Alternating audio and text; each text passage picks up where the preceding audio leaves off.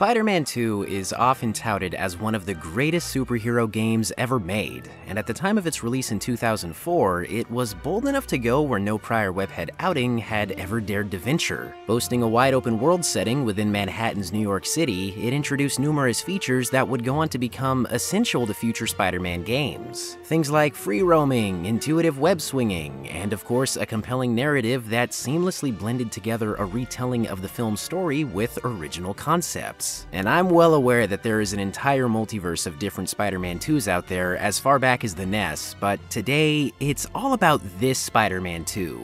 But not all Spider-Man 2s are created equally, as those who experienced the game on the PS2, Xbox, and GameCube respectively were treated to a radically different adventure than was available elsewhere. Believe me when I say that this game made its rounds, popping up on numerous platforms including the PSP, Game Boy Advance, and PC to name a few. And today, those ports are what we're looking at.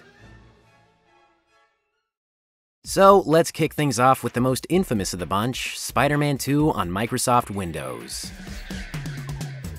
Though this port would also serve as the basis for the Mac version, it originally released alongside its console cousins in June of 2004. And whereas those ports were developed by Treyarch, this here keyboard and mouse romp was instead overseen by the Fizz Factor, who were of course a subsidiary of Foundation 9 Entertainment. This graveyard gets fuller and fuller by the day. I'm gonna have to buy a new plot. Now, you might be thinking that this here game is a straight one-to-one conversion from console to computer. I mean, a few years prior, the first movie game released on multiple platforms and was virtually identical all across the board, save for the Xbox's lucky ass getting 2 exclusive levels. And console Spider-Man 2 was already impressive despite the waning power of the 3 mainline systems, so giving players the ability to experience all that and more thanks to potentially more powerful PC hardware would have been a no-brainer. So, that's exactly what happened, right?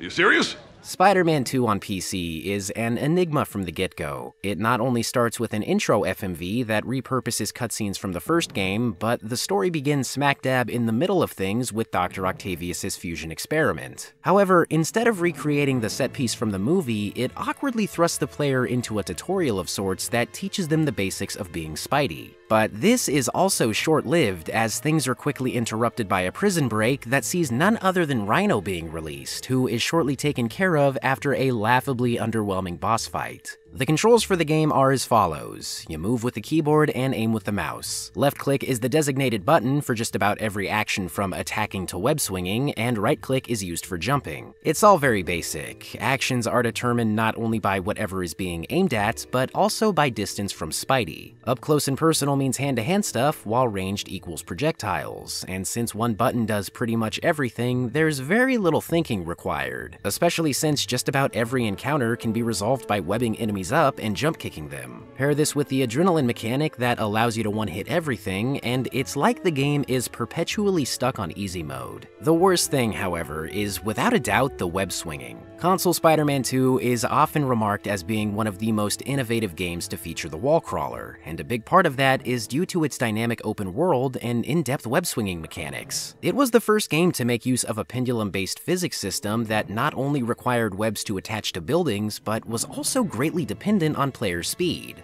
What's it like here? Well, you see a point and you click on it.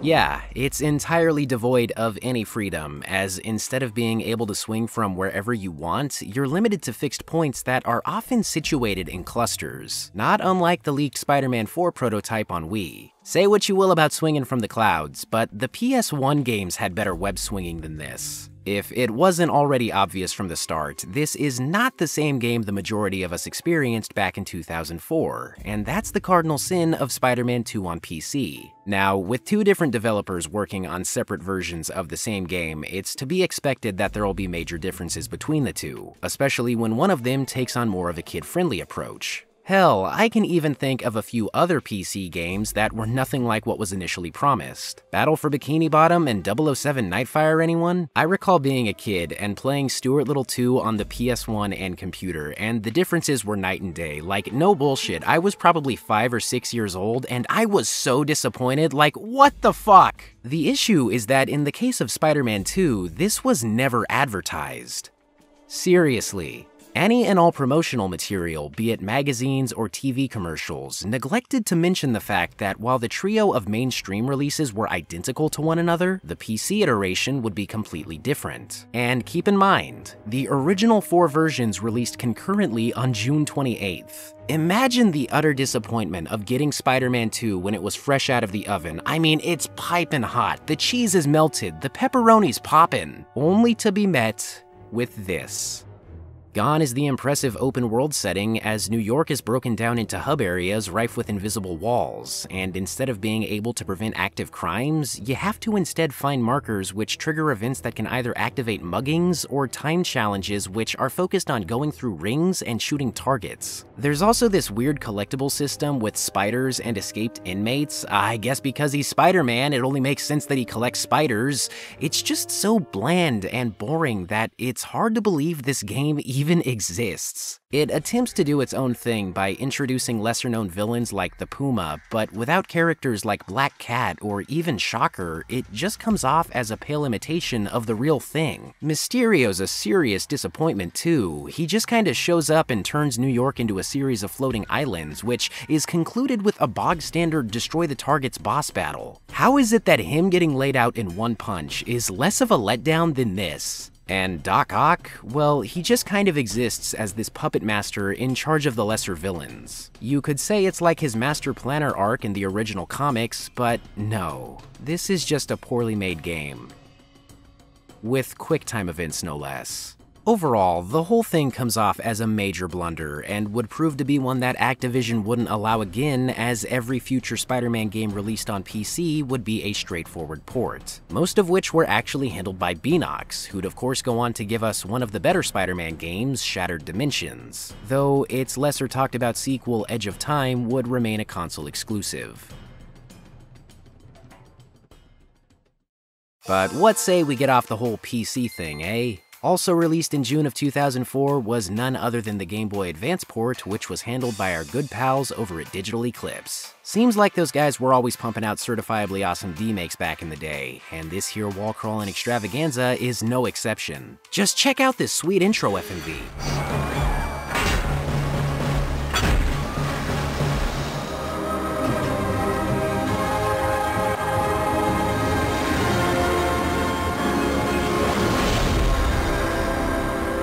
It's largely comparable to its predecessor, which was of course based on the movie of the same name. So it should be no surprise that it's filled with tons of side-scrolling goodness, what with you assuming control of the webhead to fight and swing your way through a handful of levels before capping it all off with a battle against Doc Ock. It's pretty standard for the most part. You run around and fight bad guys, being able to make use of combos and whatnot that are purchasable from the in-game store. Sometimes you deliver pizzas, sometimes you disarm bombs, and sometimes you sneak around. There's a good amount of variation between the missions, and as far as licensed Game Boy Advance games go, it's easily one of the better ones. But the real reason it's worth talking about is its stupidly ambitious hub area. I'm talking a full-on pseudo 3D New York in which you can swing around and collect tokens. Look at this! Like, sure, it reduces the GBA to a 32-bit train engine with all of the chugging, and if you wanted to, you could even make the argument that it has no actual reason to be in the game,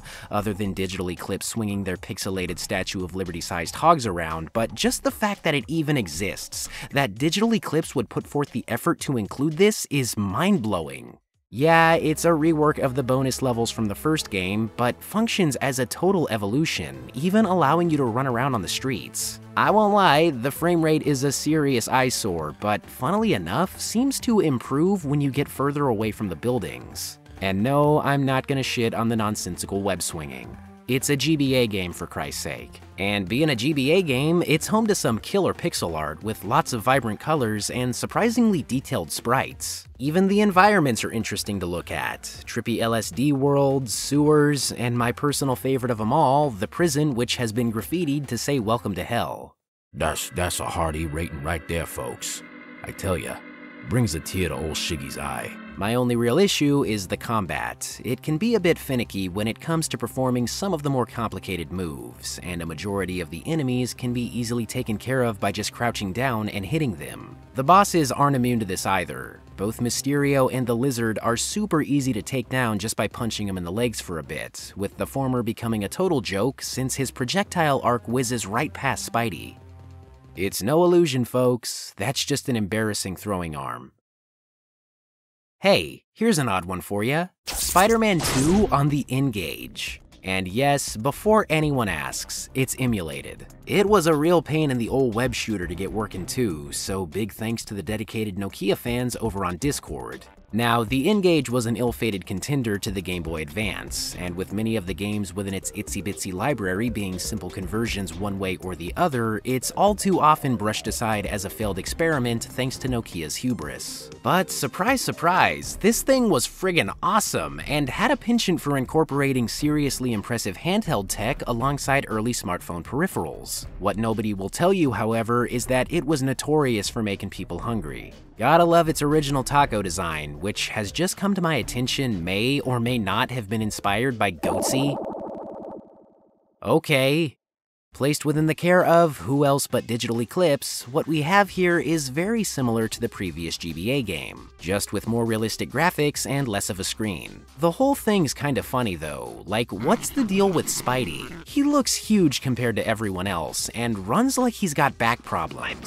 Though I guess that's par for the course when you're 10 feet tall. It's also got some whack-ass cutscenes, or pictures with words underneath them. There's a lot that can be said here, but rather than waste everyone's time riffing on them, I thought it a better idea to arrange some of the finest as a collection of Polaroids. So without further ado, enjoy.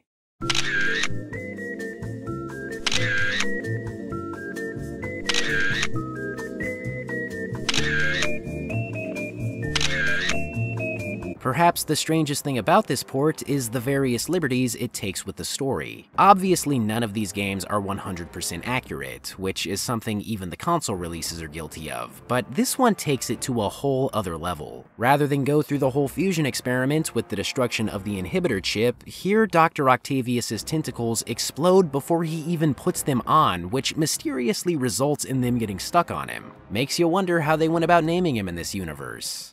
What are we gonna call this guy? He built a machine, and he has robot tentacle arms, but the machine exploded, and now the robot tentacle arms are stuck on his back. So, if we put like a combination of the two, if we really put those two together, we could call him, what could we call him? We could call him Machine Explodey Robot Tentacle Arms Guy. That's pretty good. Yes! But it's taken. What? Fast forward to the end of the game, and his moment of redemption is close enough, right up until his machine detonates, leaving a mushroom cloud in the Hudson River. Interesting. Though it's nowhere near as interesting as what I'm about to reveal next. Remember how I said this game is similar to Spider-Man 2 on the GBA? Well, that isn't entirely true, as upon closer inspection, it would turn out that this game is much more similar to the first GBA Spider-Man. In fact, it is so close to that game, you could call it a one-to-one replica, as not only does it incorporate certain gameplay mechanics like the ability to use different web types and take pictures, but many of its levels are identical in layout and enemy placement. Yeah, I almost didn't notice it, but upon closely inspecting footage from both games, I can safely say that save for the new level backgrounds, they are the same thing. What's curious is that both of the projects were handled by Digital Eclipse, so you can't chalk it up to something as simple as thievery since you can't really steal from yourself. But even still, it leaves a lot of questions as to why the game was influenced more by the first Spider-Man game than the second. And because it happens to have released on a handheld as niche as the N-Gage, there is sadly very little info to be found regarding its development, if any. This port also includes some very impressive 3D stages, though the issue is, it's not possible to emulate them yet. What you're looking at is clearly stolen footage, but I think we can all agree that this is pretty goddamn incredible all things considered, and continues to put in perspective just how much of a beast the N-Gage truly was. Dude was a pocket-sized PS1, boasting its own ports of Splinter Cell 3 and Tomb Raider, so I think it speaks for itself. The same cannot be said for Spider-Man 2 on the Nintendo DS, which marks the return of Vicarious Visions, who were of course responsible for the 2001 PlayStation exclusive Inter Electro. And rather than pay it any sort of false admiration, I'm just gonna be right up front in saying that this is a bad game, with some of the most frustrating level design I've ever had the misfortune of dealing with. Despite releasing on a handheld whose in-your-face gimmick was having 2 screens, it reserves itself to being a labyrinthian test of patience, with a camera view that's too zoomed in, an abundance of out-of-nowhere hazards, and no in-game map whatsoever. I'd wager that right after Armed Assault, arson is the biggest crime in the city, as I shit you not, every level has fire in it, and it never failed to get me. The trusty second screen is instead reserved for selecting special attacks. You start the game with only 3, being Impact Web, Yank, and Slide, but as you complete more and more bonus objectives, you start to unlock extras. However, that is way easier said than done, as most of them are time sensitive, and the targets are often so strict that you can't help but complete the majority with mere seconds to spare. And as if that wasn't bad enough, the built-in Spider Sense mechanic adds to the bullshit as it slows down everything except the timer. Spider-Man does whatever a spider can, except move faster than the gingerbread man, I guess. Though it may have been one of the more graphically impressive early DS titles, it's a textbook example that looks are not everything if the feeling is off. And this feels like 1,000 spiders crawling down my back that I just want to brush away. Sorry to anyone who likes this, but it's horrible. Even when the touchscreen is used appropriately, it's only for mini-games like disarming bombs and webbing up projectiles mid-boss fight. You'd best get used to jostling these little spheres around and tapping on crap that Doc Ock tosses your way, because believe me when I say it happens way more than you think it would. The general combat is also a nightmare. You can punch, kick, and shoot webs, but every action feels stilted, and any hand-to-hand stuff is a gamble since there's no telling whether or not it'll land, a struggle that increases tenfold when dealing with flying enemies. The aforementioned Spider Sense is exceptionally useless here, as it kicks in far too late, often while you're already being attacked. Seems like the only thing that works as intended is the web swinging, and even then, all you have to do is tap B a few times. I'd play Ultimate Spider-Man over this one any day. But enough about that.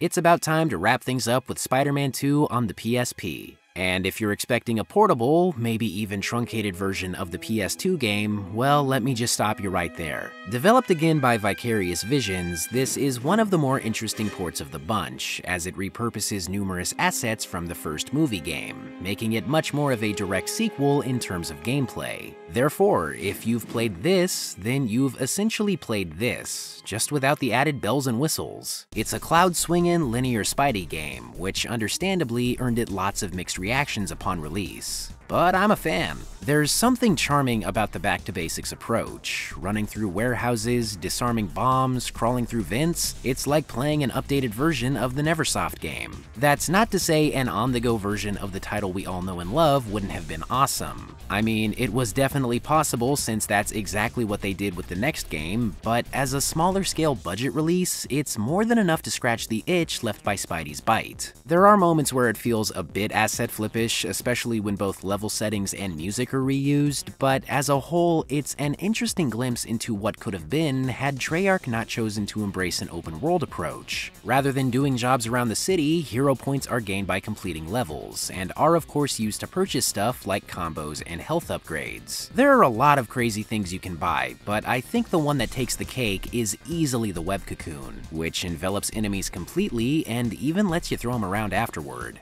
All in all, not a bad port. The graphics are fairly good for a PSP game, and speaking of, the compromises made for the handheld's layout aren't too bad either. Since the shoulder buttons were already taken up for things like web swinging, they had to make use of the D-pad for a 3D camera, and it works better than you'd think. You can only ever use it when standing still because, let's be honest, this layout isn't too convenient, but paired with the lock-on mechanic, it does a well enough job. Not including the PC port, this is also the only other version with actual voice acting. Tobey Maguire, Alfred Molina, and hell, even J.K. Simmons return to their respective roles, the last of which wasn't even present in the console games, so that's a serious leg up in my book.